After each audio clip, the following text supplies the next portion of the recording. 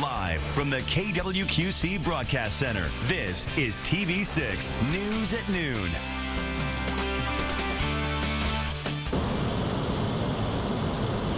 On a Quad City interstate, a school bus flips and all the kids on board are taken to the hospital. It has been a dangerous morning after an overnight storm, and we begin with team coverage on that school bus accident this afternoon. Hello, everyone. I'm Marcia Lenz. The accident happened just after 8:30 this morning when a school bus from Geneseo slipped off the highway and rolled onto its side. We're at the hospital where many of the students were taken, but first, KWQC's James Stratton joins us from near the scene of the crash to explain what emergency crews encountered.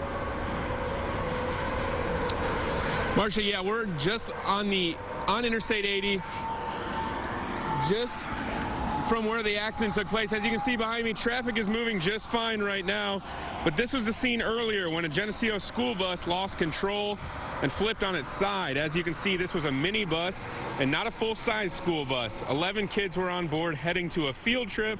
All 11 were taken to Illini Hospital with non-life-threatening injuries. Traffic was backed up for as far as we could see and down to one lane because of it. East Moline police tell us that the rescue went smoothly. Great demeanor in the bus. We had fire officials were inside the bus making sure that the kids were calm. They had blankets in there, and it was a nice, easy evacuation off the bus. Now, no word yet on how the accident happened. East Moline police, or excuse me, Illinois State Police have it under investigation. The driver was cited for failing to drive, or driving too fast for conditions, excuse me. We're live on Interstate 80. James Stratton, KWQC TV6 News. Thanks, James. All 11 students were taken to the closest hospital. KWQC's Danielle McCarthy is at Genesis Illini campus in Silvis, where parents and school officials have also gathered. So, Danielle, how are the students doing? Well, Marcia, Genesis actually confirms that all the injuries at this point are actually minor. So when the students first got to the ER here, there were concerns that some of the injuries were pretty serious, possibly some broken legs. Now, doctors checked the students over and found that that was actually not true. The students do not have any broken legs, so they're not uninjured, but they are okay. They have bumps, scrapes, bruises, but again, no serious injuries at this time. You know, we actually did see a girl walk out of the hospital here with her mom. We know that some of the students were even able to walk into the hospital earlier this morning. So that's the extent of the injuries we're talking about here. A Genesis spokesperson says all the students will go home today. Now, students were on an 8th grade field trip to the Quad Cities from Geneseo Middle School. The driver was 42-year-old Carissa Hansen. She's an 8th grade science teacher at the middle school there. The middle school principal was visiting here. We caught up with him to find out how the kids were doing. He explained to us that they were shaken up. Students are doing very well, as good as can be expected. The parents are arriving, so we're just focusing on the treatment of the students right now. We do know that teacher Carissa Hansen has been cited for driving too fast for conditions. It's the only citation that Illinois State Police have issued at this time. You know, some viewers have expressed concerns that that bus shouldn't have been out on the roads today, that the district should have canceled the field trip because the conditions on the roads weren't very good. I asked the middle school principal about that, Principal Hofer. He said that he did not want to comment on that situation. Reporting live in Silvis, Danielle McCarthy, KWQC TV6 News. Thank you, Danielle. We do know that it was 11 degrees with a wind chill of 1 below at the time of that accident. Live from the KWQC Broadcast Center, this is TV6 News at 5. Cold temperatures and even colder wind chill values expected across the region over the next 24 hours. I'll have the details coming up in your first alert forecast. And nearly a dozen local students on board a small school bus as it loses control on an icy spot on a busy interstate. We begin at 5 with those scary moments for a group of Geneseo students this morning as the effort to get them to safety. Good evening, I'm Sharon DeReek. And I'm Gary at TVA. They were going on a field trip and the school bus rolled over on I-80 and I-88 overpass near East Moline. KWQC's Tiffany Lou is in the studio tonight. Tiffany, it took multiple teams to help. Gary, Sharon, look at this video. A school bus on its side in freezing temperatures, and the wind was blowing about 10 to 20 miles per hour. First responders say they are fortunate today. Everyone in the bus is safe.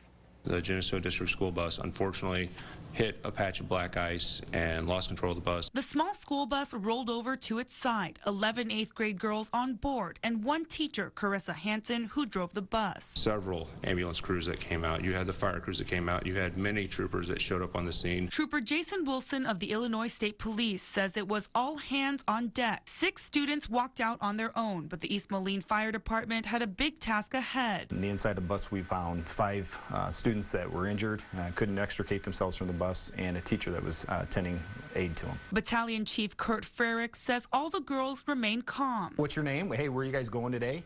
They were heading to John Deere to some engineering thing and to meet some engineers, and I said, well, today is meet a fireman day instead. There were complaints of scratches and some leg pain, but every student listened as the firefighters walked them through each step. You know, when we had to do the extrication where we had to cut a hole in the roof, it's very loud and whatever else, and they stayed really calm. Some were in backboards and neck collars, and everyone went to Genesis Medical Center as a precaution. They've done a really good job of getting the kids in, making sure the parents were updated, and hopefully soon getting some of the kids out of here. Parents were met by hospital staff and the Geneseo Middle School principal. Some of the students are shaken up, which is kind of to be expected, but they're doing very well. It's a frightening incident, but first responders say they are lucky. Everybody's going to be okay. This incident could have been a much worse situation. We're just very happy to be able to report that there were no fatalities involved in this crash. The Geneseo superintendent says there were lap belts on the bus and that students were wearing them, but still, Trooper Wilson continues to stress the importance of driving slow in snowy conditions, especially on overpasses, bridges, and shady areas. Those spots are prone to black ice. Sharon? And while we all know the risks on the road, parents know your heart can stop when you get a call your child has been in an accident and you're not there.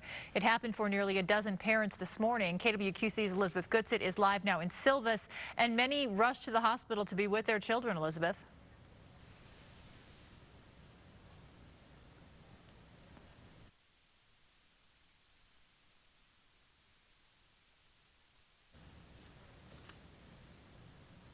Well, it was a busy morning, not only along the interstate, but also here at Genesis Medical Center. This is the closest hospital to where the accident happened, so this is where ambulance transported all those students. 6 ambulances dispatched initially. A total of 11 responded to help these students and the bus driver. 11 8th grade girls and their science teacher were heading from Geneseo Middle School to John Deere for an engineering day when the school principal says that bus hit that black ice. Brian Hofer says sheriff's officers called the school, which moved into response mode. Administrators contacted parents to let them know where the kids were, and Hofer came here to the hospital but chose not to comment on questions about whether the field trip should have been canceled in this morning's conditions. Right now, we'll just focus on their treatment and see what they need and go from there. Some of the students are shaken up, which is kind of to be expected, but they're doing very well. Hospital administrators tell us they originally believed 2 students might have broken femurs, the big bones in their legs, but that is not the case. At this point, no broken bones on anyone. There were some bumps and bruises, and of course, as you can imagine, the students were shaken up by all this, but all have been released and are recovering at home tonight. The Illinois State Police say the bus driver has been cited with failure to reduce speed to avoid an accident, but are still investigating. Live from the KWQC Broadcast Center, this is TV 6 News at 6. Fresh snow from yesterday and clear skies tonight all add up for a very, very cold start to our Friday morning. We'll have the latest on near record lows in your first alert forecast. A bus with students on board crashes on its side in a ditch. Weather playing a major role. Tonight we have team coverage explaining what happened there and the efforts by medical professionals to get those kids to safety. That's topping our news at 6 tonight, a major story we've been following all day. I'm Paula Sands. And I'm Gary Mativier. That school bus accident this morning sending 11 students and 1 teacher to the hospital. It happened on the overpass of Interstate 80 and Interstate 88. Traffic backed up for miles as multiple teams came to help. KWQC's Tiffany Lou is in the studio. And Tiffany, first responders got there pretty quickly. Gary, it came over the radio as a school bus accident. So right away, every team sent out multiple crews knowing kids were involved. From state troopers to police, fire, and hospital ambulance, first responders worked together on scene, as you can see. It happened around 8:30 a.m. 11 Geneseo 8th graders were on their way to a field trip, and their science teacher, Carissa Hansen, was driving the small bus. On the overpass where the Interstate 80 and 88 meet, the driver lost control on an icy patch. Illinois State Police confirms the driver was going too fast for conditions, and that's what caused the rollover. East Moline firefighters had to extract 5 students from the bus. The other 6 kids walked out on their own, and all the students were taken to the hospital. We constantly talk about the overpasses and the ramps, and then shady areas where the sun doesn't hit. Those are areas that are prone to actually developing black ice very quickly. So it is one of those things that we have to make sure to remind people constantly. We asked the Geneseo Middle School principal about whether the field trip should have been delayed for weather, but he did not comment, saying he wanted to focus on the treatment of the students first. Well, the superintendent tells us the bus does have lap belts aboard and that the kids were wearing them. All right, thank you, Tiffany. Continue our team coverage on this accident now. KWQC's Elizabeth Goodsit is in Silvis, where hospital workers train for days like this every day. Well, Paula, staffers say they can't ever know what to expect from day to day, so they really have to be prepared for each and every emergency. Today, ambulances transported the students and the driver here to be treated, but their families and school administrators came as well, looking for answers and condition updates. And administrators say they were ready for all of it. They trade for a lot of different things. So when 12 patients arrived here by ambulance, reps with Genesis Medical Center Silvis say they were prepared. There were a couple kids with neck braces, immobilizers. 11 students and the driver, all of them triaged depending on their injuries. We had one red patient. A red patient is somebody that's more seriously ill, seriously hurt. And that was the possible fractured femur. They'll check it out. They'll do an x-ray and see if there is a fracture. And spokesman Craig Cooper says there were 3 yellows and 8 greens. Those are the students who were ambulatory, able to walk in under their own power. It's been pretty chaotic, as you can imagine. To get an influx of 12 patients that quickly in a course of 20-30 minutes is a lot for anybody, especially for a hospital this size. But again, they're trained to do it. No one died today, but he says staffers train for this kind of accident with mass casualty drills several times a year, along with those for other potential disasters. For radiology drills, you know, like radiation, they train for plane accidents with the airport. Natural disasters, we train for natural disasters like a tornado. In this case, Cooper says the training paid off. Everybody was well coordinated and knew what they were doing, and if anything, there was probably an overabundance of staff. We probably had, because everybody responds when we get an accident, an incident like this, so everybody responds. And we can tell you both of the girls who came in as red, who responders feared might have broken legs, do not. They tell us at this point all of the injuries are minor. The girls have bumps and bruises, and as you can imagine, they are shaken up, but all of them are recovering at home tonight. We are reporting live in Silvis. Elizabeth Goodsit, KWQC TV 6 News. Thanks, Elizabeth. Illinois State Police say the bus driver has been cited for excess speed on the road conditions, but they are still investigating this accident. And as we go deeper into the story, this was another recent accident involving students on a bus. Exclusive video to TV6 showing the Louisa Muscatine School District bus crash from back in November. That started TV6 investigation into school seatbelts, looking at why they aren't required on some buses. Now we continue our team coverage of today's story with investigative reporter Mark Stevens, who did a lot of work on this very issue. Let's start with that. Let's start with the seatbelt rules that are in place right now to prevent this from happening, Mark.